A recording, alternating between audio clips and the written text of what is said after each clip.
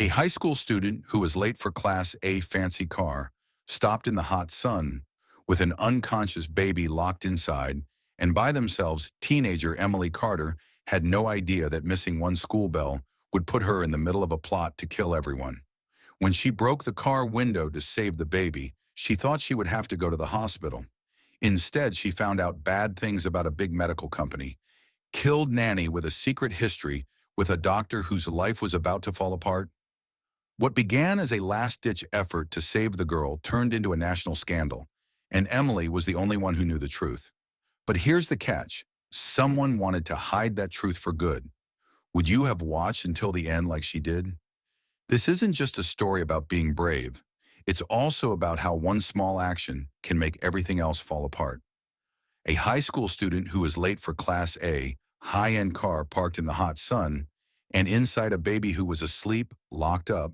And by itself, teenager Emily Carter had no idea that missing one school bell would put her in the middle of a plot to kill people.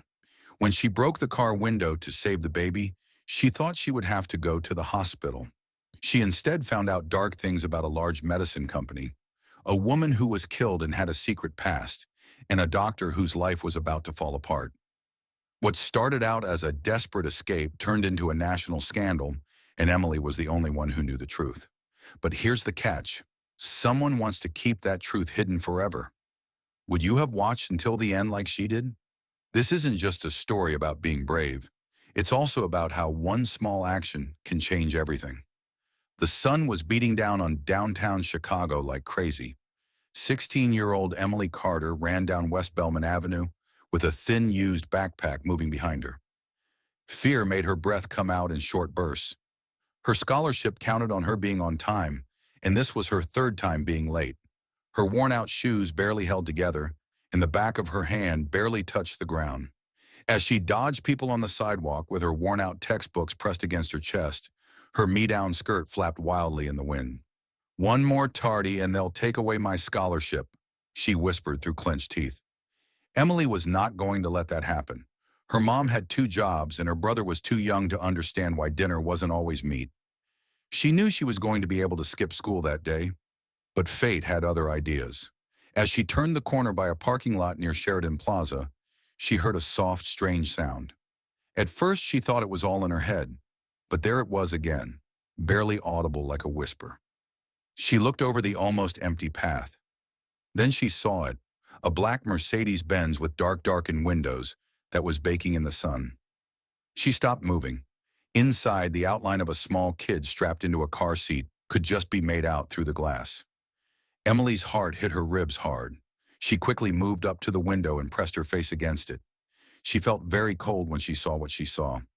A baby who was about 6 or 7 months old was soaked in sweat. His face was a bright red color. His tiny hands moved slowly at first, then stopped. He opened his mouth to cry, "No, no, no, no, no, no, no!" But nothing came out. Emily screamed and banged on the window. "Can someone hear me?" There's a baby locked inside, but the street was eerily quiet. No cars, no people walking, just her in this terrible moment. When she took out her phone, it was dead. Yes, it was. She forgot to charge it again. She tried locking the car door. The baby's head was slanted to the side. Emily looked down the path and saw a piece of broken concrete next to a construction site. She grabbed it, pointed it at the back window, closed her eyes, and smashed it with all her power. The window broke. As she got halfway into the car, the alarm went off, and she didn't pay attention to the sharp pieces that cut her hands. While holding the baby in her arms, she unclipped him from the car seat, took him out, and wrapped him in her school jacket. "Stay with me, baby," she whispered. "Just hold on." She didn't run to school. She ran 5 blocks to St. Luke's Medical Center. 5 long blocks. It felt like every step was heavier than the last. Her lungs hurt. Her hands were wet with blood. People looked at each other. Someone yelled at her, but she didn't stop. Emily fell into the emergency room and gasped, "Help, please! He's not breathing right!" As the door swung open forcefully, the nurses ran ahead. "Benji!" The doctor in his mid-40s gasped as he slammed his knees against the nearest bed and said, "Oh my God, that's my son!" Emily's jaw dropped. The kid she had just saved was the doctor's own child. Before she could even think about what that meant, Two police officers rushed into the ER. Someone put their hand on Emily Carter's belt and said, "You need to come with us. There's been a report of vandalism and possible kidnapping." She cried and held up her wrapped hands. "What, I was trying to save him." The doctor stood up straight, his eyes flashing. "She kept him alive. She didn't hurt him." Because the officers were unsure, the tension in the room rose. That's when Emily noticed something very scary. She had stepped into something much bigger than she thought. What would you have done if you saw a baby locked in a hot car with no one around? Do you think Emily should be charged for breaking the window, or do you think she was a hero? Most importantly, do you think this was just an accident, or is there something more sinister going on? Let us know what you think in the comments, especially if you've seen something similar happen before. If you thought this story made your heart race, I would have said the same thing below. Also, tell us where you are to watch today. Emily was sitting still in a hospital chair, her hands still bandaged from breaking the car window, and her chest still heaved with energy. It was like she saved a baby's life and found out something she didn't ask to know. In the other room, Dr. Jonathan Blake paced like his whole world had just fallen apart. Now that his white coat looked more like armor, it showed how upset he was inside. He was doing regular checks just a few hours ago. He was barely able to stand after learning that the baby girl who had been brought in unconscious was his daughter. He finally asked in a rough voice, "How did you find her?" Emily told the story of the event again, how she heard weak cries coming from the back seat of a fancy SUV that was baking in the school parking lot during the middle of the day. Why no one stopped when she broke the window and ran for her life. She forgot all about her schoolwork and even the time. Dr. Blake paid close attention, but his eyes were not just worried about his daughter. There was more to it than that: fear, chaos, and anger. When the cops arrived, Officer Rivera spoke up, being firm but not mean to Miss Emily Carter. "You need to join us. We've heard of mischief and a possible kidnapping." What Emily opened her eyes wide in shock, but before she could say anything, Dr. Blake stood between her and the police. "She saved the life of my daughter. You won't take her anywhere else until I know what happened." Officer Rivera paused and then slowly nodded. "So let's begin here." Over the next hour, they put together a very scary schedule. Dr. Blake said that his daughter should be at home with her nanny, Grace Taylor, who had a perfect background check, great recommendations, and 3 months of reliable service. But there was something very wrong. This morning, the car was reported stolen. Rivera said, "When your wife got home, she found the back door broken. The babysitter is gone, and all of the gold and important papers are gone." "But I still left the baby in my car," Dr. Blake said in a whisper. "Why are you here?" "At a school I've never been to." Emily thought of something. The car was locked from the inside. Every door and window is open.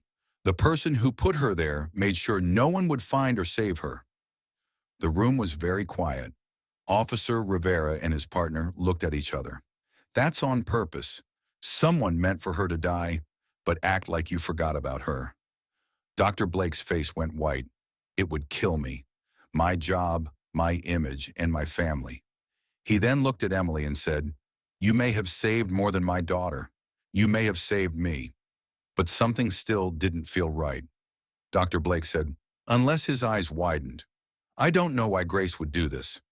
There's a case I've been working on, a malpractice suit against a large private medical group that has been hiding its mistakes for years. I've been trying to make them public, and I finally got threats." "Wait," Emily sat up straight. "You believe that they put Grace in your home to spy on you?" Before he could answer, a nurse walked in. "Dr. Blake, this is your wife. She also brought something important for you to see." Megan Blake then walked in with a brown package in one hand and a dead body in the other. She shook Grace's hand. This was in her coat pocket when they found her body in the trunk of her own car. There were photos, court papers, names, and emails in the envelope, along with a case that Dr. Blake had been working on for months. "She was investigating them," he said in a breathless voice. "She was never just a nanny." "They said she was a reporter," they said as they looked at each other. Pieces started to fall into place, like broken glass putting itself back together in a window. Grace had sunk in to find out what was going on. When she got too close, they put a stop to her, but not before hiding the proof they had in their hands. She took a quick look at the baby sleeping in the nearby hospital room. In a low voice, she told the car, "It wasn't just to ruin your name. It was to kill the story and everyone connected to it." Megan agreed. That envelope and she were never meant to be found. Everything was so heavy that the room was stunned into quiet. Emily slowly stood up as the sun went down outside, leaving long shadows on the hospital floor. "What do we do now?" Dr. Blake looked at her eyes more steadily and said, "Now we're going to show them." "What would you have done if you were Emily? Would you have risked your future to save a stranger? Do you think Grace was a victim, a hero, or both? If you agree that Dr. Blake and Emily should keep fighting corruption like this, leave a like in the comments. Also, let us know where you're watching this from and what country you're in. It's fun to see how far these stories go. The city was covered in low fog in the morning, but Emily Carter thought the air felt eerily clear. She was a poor teen just a few days ago, racing to keep her scholarship.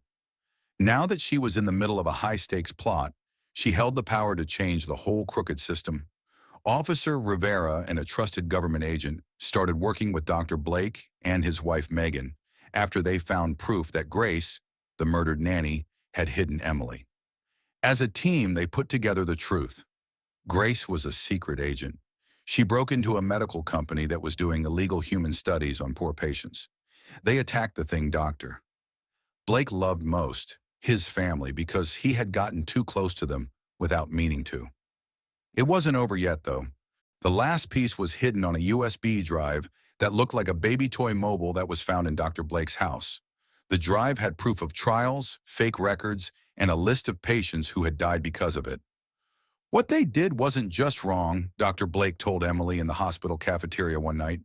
"It was murder, and you almost lost your future because of it." Emily looked at baby Hope, who was now safe and getting better. "It has never been just about me. It's about hers and every other child who deserves a chance." The choice was made at that point. Dr. Blake was going to testify. She would also testify, and with Officer Rivera's help, they would tell everyone about it. It was tense in the courtroom. Outside the home of the defendant, William Quincaid, CEO of the wealthy Hartwell Medical Group, newsstands were buzzing. Quincaid had used his wealth and power to hide malpractice scandals for more than a decade. The whole room held its breath as Dr. Blake spoke and showed the proof Grace had gathered. After that, Emily spoke up. She stood strong as she talked about the time she heard a faint cry from a locked car window. "I wasn't sure what to do. I just knew I had to. I didn't care about breaking the law. I want to save a life." The judge gave a serious nod. The judge leaned in. By the end of the trial, there was no question that the verdict would be quick and harsh. All charges of criminal carelessness, conspiracy, obstruction of justice, and multiple counts of involuntary manslaughter were found to be true. William Quincaid was given a life sentence. The whole courtroom exploded. People cried and clapped. Emily just stared ahead, feeling calm and at ease. Not just for herself, but also for Grace, for hope for every victim who can't speak up. Outside, where there were a lot of reporters, Dr. Blake took Emily away and gave her a small envelope. She asked, "What is this?" He said, "And so do I." Grace believed in second chances. The envelope had a full scholarship to the pre-med school at the University of Chicago inside. A letter from the university head welcoming her into a mentoring track with Dr. Blake himself, on top of that. "But I'm just a kid," Emily gasped as tears came to her eyes. "No," Blake laughed. "It's great that you saved my daughter. One day you'll be the doctor who saves someone else." Emily and her mother watched the news that night in their small apartment while tightly hugging each other. "You didn't just break glass, sweetheart," her mother whispered. "You shattered the wall between justice and silence." Months went by. Hope kept getting stronger. Dr. Blake and Megan set up a fund in Grace's honor to help people who report wrongdoing and protect patients' rights. Emily came over a lot, now that she was happily wearing her college hoodie and working part-time at a nearby clinic. She never forgot Grace or the sound of that baby crying in the heat. The scars on her hands had healed, but she would always remember that moment.